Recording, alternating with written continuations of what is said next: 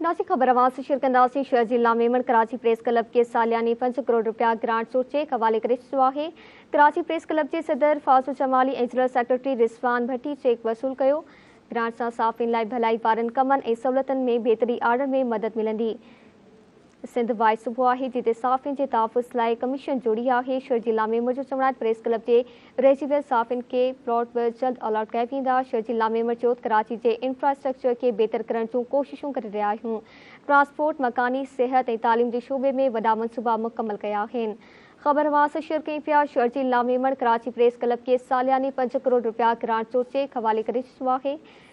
तफ़सील मालूम कंदासीं चीफ रिपोर्टर कराची शबीर लाशारी खान। जी शबीर, आगाह कजो।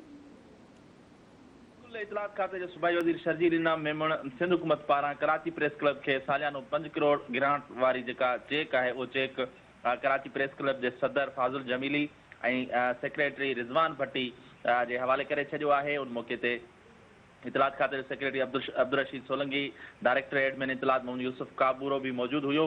उन मौके ते सूबाई वज़ीर शर्जील इनाम मेमण जो चवणो हो त सालियानी ग्रांट सां प्रेस क्लब के सहाफ़िन जी फलाह बहबूद जे कमनि ऐं प्रेस क्लब में सहूलतन में वधीक बेहतरी आणण में मदद मिलंदी।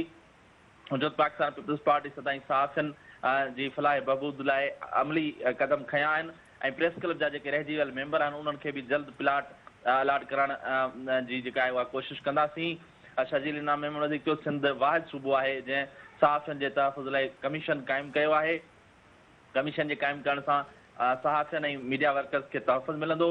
इतलात खाते सूबाई वज़ीर चयो पाकिस्तान पीपल्स पार्टी जी सिंध हुकूमत कराची शहर के इंफ्रास्ट्रक्चर के बेहतर करण लाइ कोशिशूं वरितियूं आहिनि। ट्रांसपोर्ट, मकानी खातो, सेहत ऐं तालीम खाते शोबन में वॾा मनसूबा मुकम्मल कया आहिनि ऐं ॿिया केतिरा ई मनसूबा जेके आहिनि उन्हनि ते कमु जारी आहे। जी मेहरबानी शबीर लाशारी, आगाह करण लाइ।